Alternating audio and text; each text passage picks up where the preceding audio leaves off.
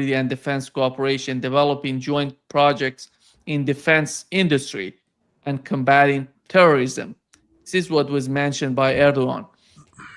Here is here is the question, Colonel.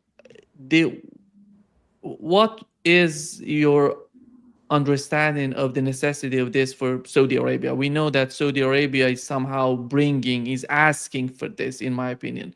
I don't know what is your perception and what is the outcome of this for the region as a consequence of the ongoing war in the West Asia.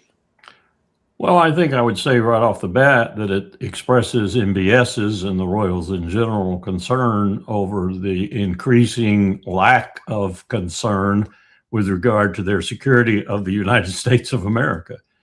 But when you said that, and you said it had an Article 5, the first thought that ran into my mind was, okay, let's say that we really screw the pooch here even deeper than we already have, and Iran does go to the second and third and even fourth tier of targets that I know it probably has in its computers, as it were. I just want to see what Turkey and Pakistan do if those targets are in Saudi Arabia, which I suspect several of them are. What are they going to do? Are they going to make our prophetic remarks about this spreading really rapidly and profoundly come true? Are they going to insert themselves in the war with Iran on the side of Saudi Arabia and ultimately us in Israel? I dare say not, but I await developments. Yeah. Larry, go ahead. Your understanding, what do you make of it? Well, when you're going to find a defense pact, you ought to ask the question, who are you expecting to fight? We've already seen that the Houthis have launched attacks inside Saudi Arabia that under the terms of this agreement, would be considered an attack on Saudis. So therefore it's an attack on Turkey and Pakistan. But we've already seen, there's already that kind of agreement in place between Saudi Arabia and Pakistan. And in the wake of the Houthi attacks, the Pakistanis step up and threaten the Houthis so far. So I suspect it's directed at Israel. And, I'll be curious to see what the Hebrew press, how they react to this. Because creating that kind of alliance is, on paper at least, something that, if you're a military planner in Israel, have to be really worried about. But, Erdogan signing something, he's just a windbag. He will talk a tough game, but, as long as he's making money off the oil that he's selling to Israel, he's not going to do anything to rock that boat. Pakistan sees itself, and I'm seeing this because of some of the intelligence that's being shared with me and Pepe. The Pakistanis sure have an inflated view of themselves. They see themselves as this, like, well, we're an emerging global power now. We're getting to play in the big chess game, and yet domestically, the Pakistanis got some real problems.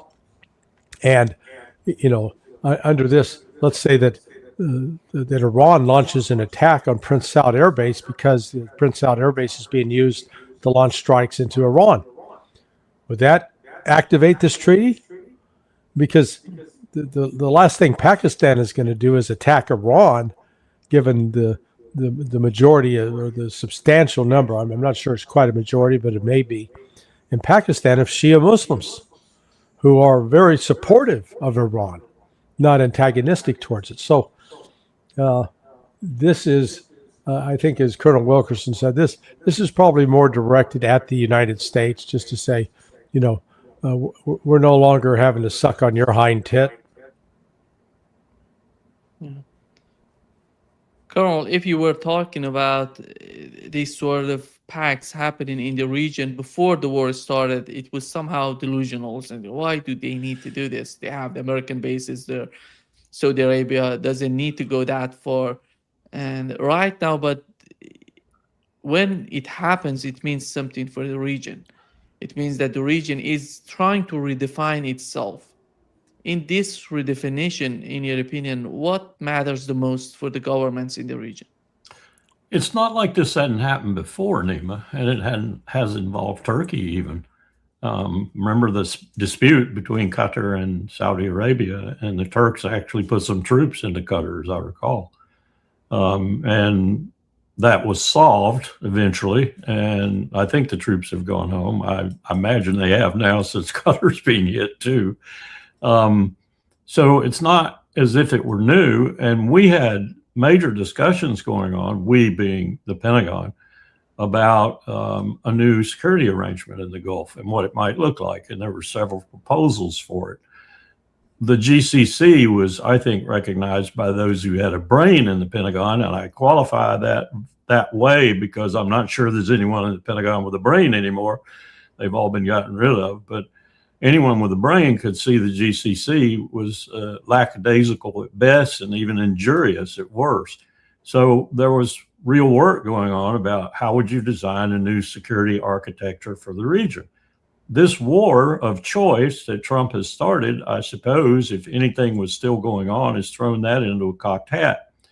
And everyone's probably trying to figure out how this is going to settle out and what is going to be the U.S. role if it settles out inimical to a continued presence of the U.S.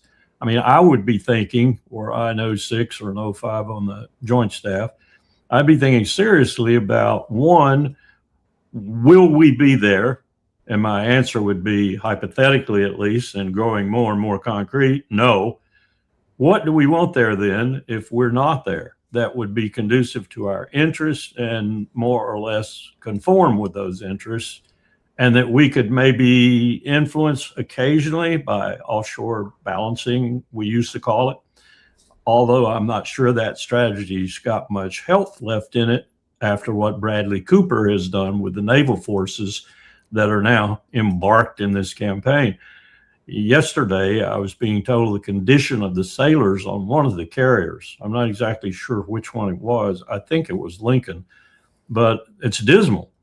They don't have enough water to drink. They don't have enough food to eat. They're just miserable on that ship, which is testimony to surface warfare officers in the navies, attention to their troops, if you will. So, I don't know what's going on right now, but I do know there is sound strategic thinking and even operational thinking would be considering right now what kind of arrangement should we successfully get through this disaster that Trump has created, should replace us or be what we would be comfortable with in terms of security in the region. Because I don't think we can just totally say, okay, we're out of there and gone. I think we need something there, not unlike what we had before when we had the Shah and when we had Saddam to balance the Shah and such. Can't be anything like what it was in the past in terms of U.S. commitment and no boots on the ground, period. There'd be no boots on the ground. In fact, I don't even mean combat boots necessarily. I mean all boots. I mean commercial and other boots, at least initially. I'm sure the contractors will go back in when Saudis need this or need that or whatever, if we have anything remaining that looks anything like the pre-Trump war Gulf. But it's got to be decided what we're going to do, and somebody's got to be thinking about that. We can't all be Hegseth and Trumps and be so stupid that we aren't even thinking about tomorrow and the next day. And you've got to be realistic about it. We're gone. We're gone. Well, let me just follow up on that, particularly the condition in the Navy for both the sailors and the Marines. So I started getting emails from an angry, pissed off mother about 2 weeks ago. And she was sending me, she said, look, because I guess she had spoken to this reporter at the USA Today. That reporter had written an article in April. Now, the way the article was titled by the editors was, the United States government suspending mail deliveries to sailors and Marines on board ships. But buried in that article is really about the crappy food that, I mean, and we're talking, this isn't about wanting to have a fine dining experience on board a ship, but at least something that's edible. And this mother, she was sending me the text messages that she'd had with her son, because she said he lost 30 pounds. And she sent the picture showing the kid when he got home. He was emaciated. And so that I'm thinking, well, this is one mother. Well, I'm in Chattanooga, Tennessee last weekend at the Robert Barnes conference, and they had different sessions where the people get to come up and meet and chat with you. So I started chatting. This one woman came up, and we started talking, and somehow she just mentioned in passage that her son, who is a Marine, this other lady's son was a sailor, and he had been on the sailor was on the Tripoli, and this mother somehow that came up that her son had just come back from deployment, and I said, "Where was he?" "Oh, it was over, in the Boxer, I believe." And I said, "Well, I've heard some stories that the food situation isn't good." And she says, "Let me tell you." Now, here was another pissed off mother, and the same thing, the same story that I got from this other lady. They didn't know each other. So, so what was Hegseth's response to this?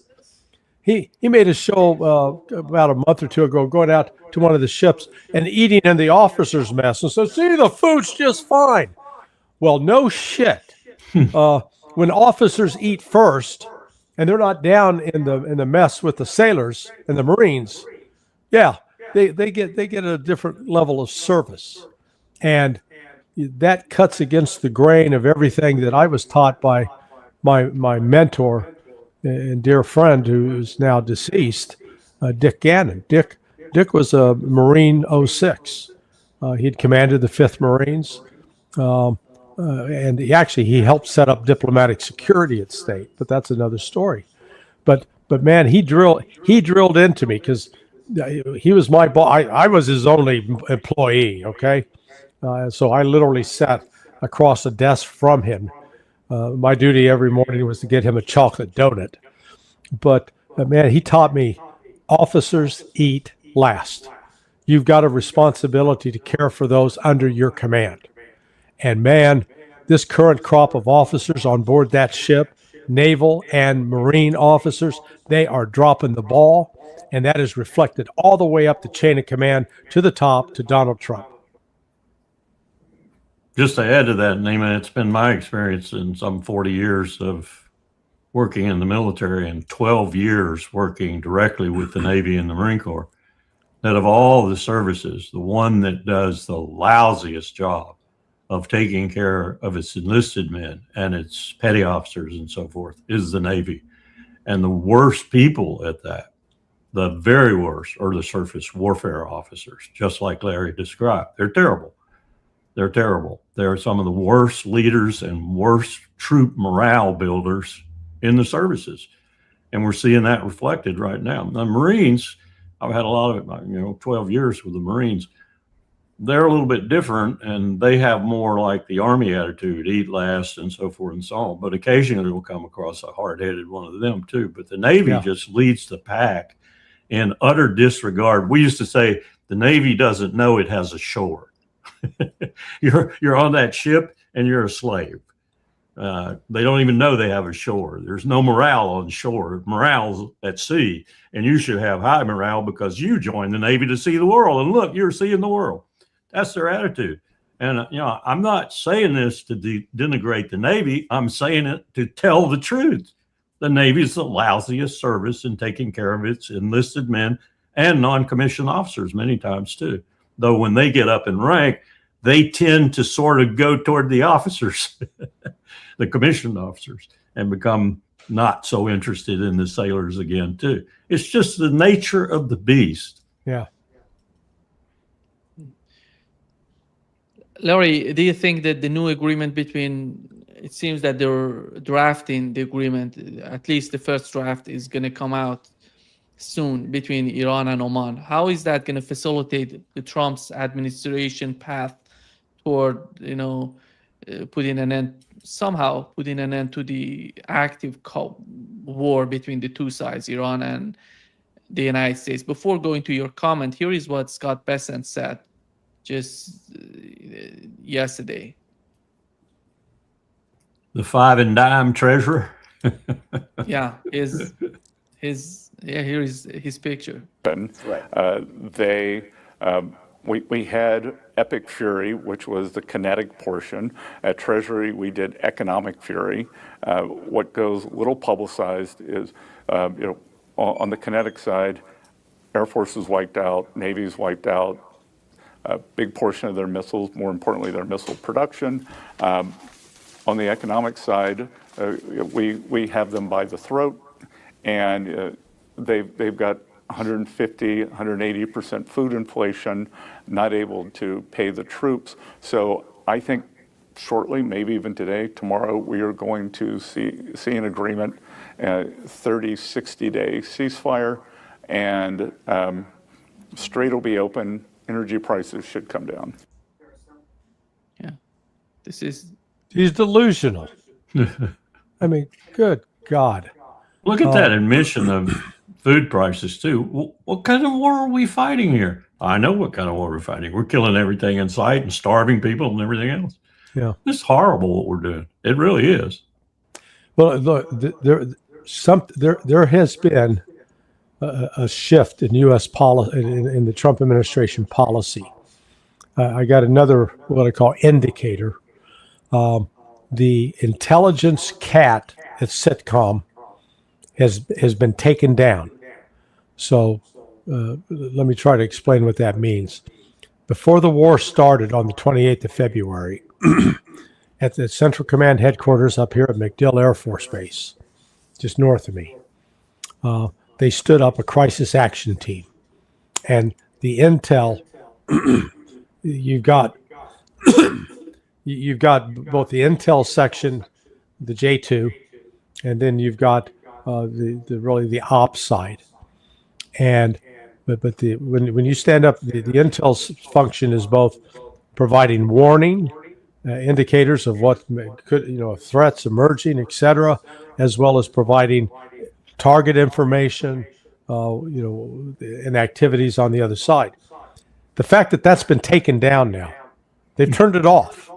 The friend of mine sent me a note. He said one of his buddies is getting his first 4-day weekend since February 20th. So this is a guy that's been working, 12 on, 12 off for the last 6 months, which is just unbelievable.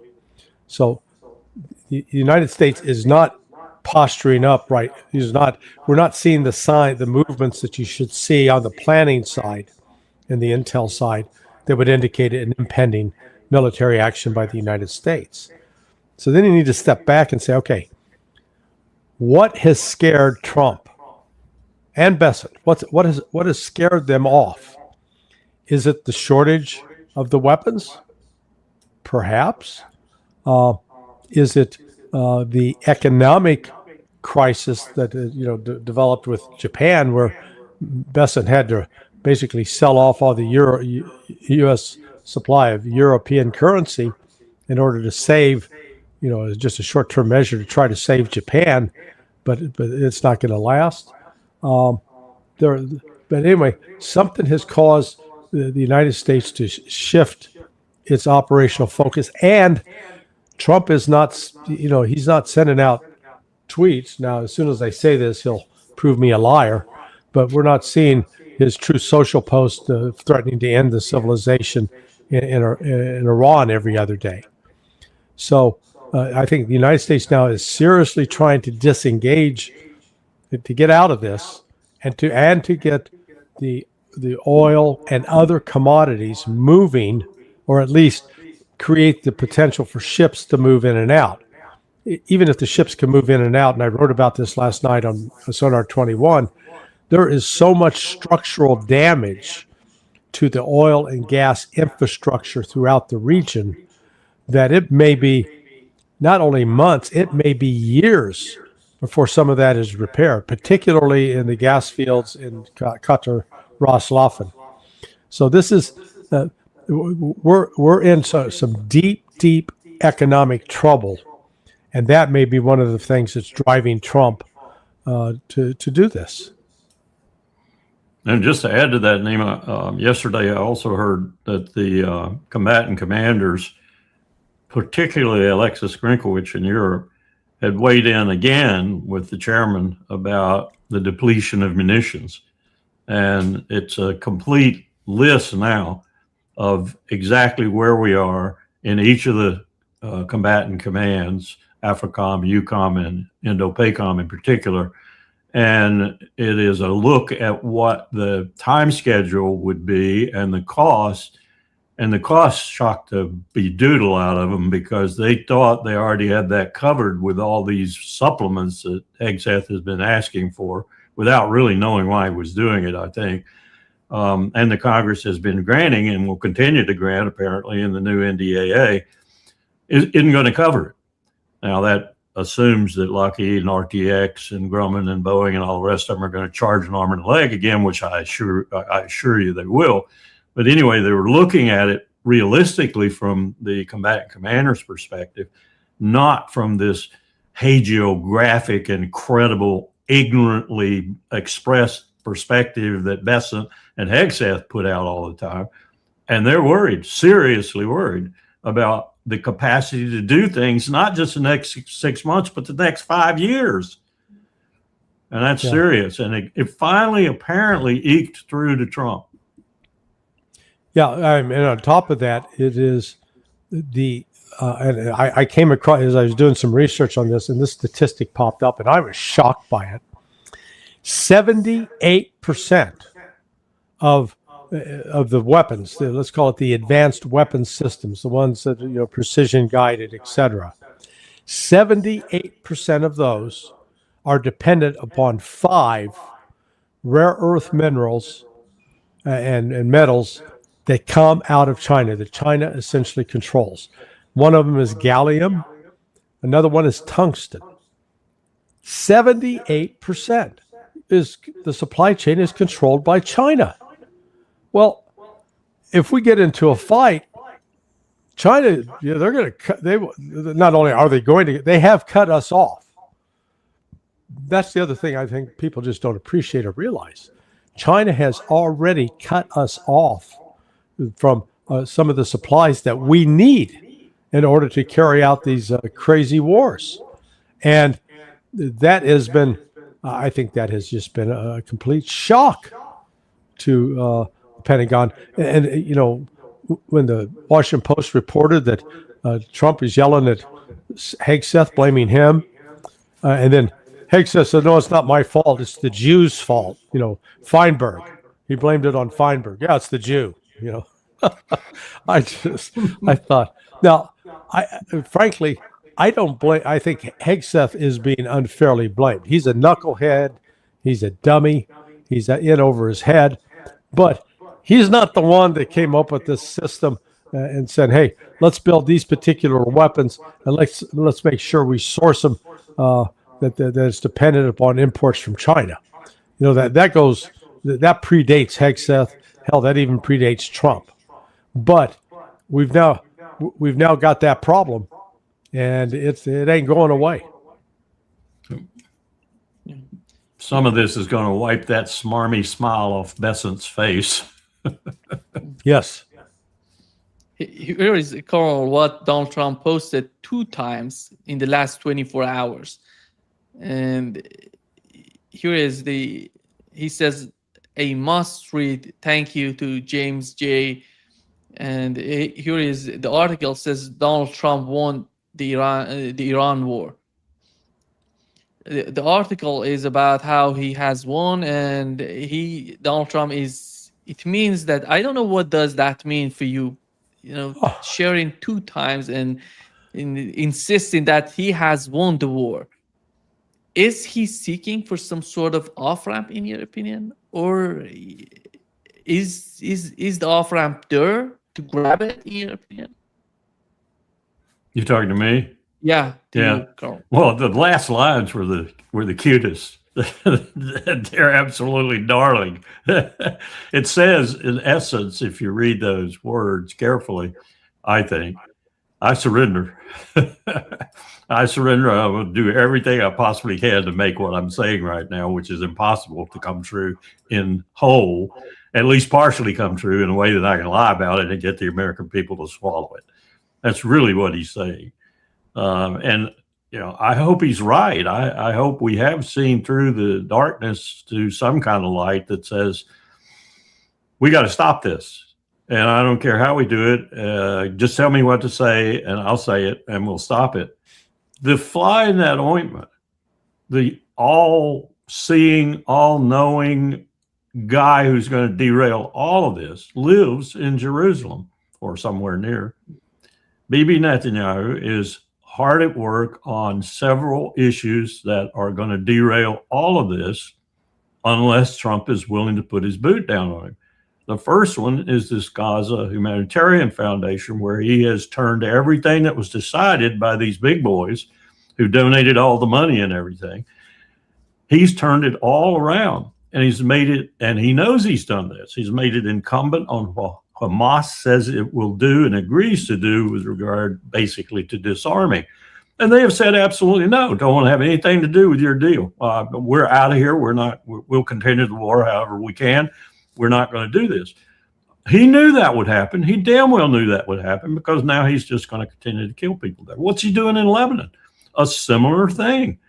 He is positioning himself right now and has already started movement to a certain extent. In fact, Aoun said something about it the other day. A couple of the people in Italy said something about it too. Why is he doing this? He's moving forces, and he started to kill people again. He started to use kinetic action north of the line where he is supposed to be stabilized right now in Lebanon. This is a recipe for Iran doing something to Israel, which is what he's trying to incite, I'm sure. All to say, and there's plenty more, but all to say that Bibi is the spoilsport here. He's going to more and more, he's going to step into this and make sure that this war with his prime enemy that he has promised the Israeli people, the Jewish population in particular, he will win and rid them of their biggest threat in the region, according to Bibi, will happen. And it hasn't happened. In fact, its reverse seems to be unfolding.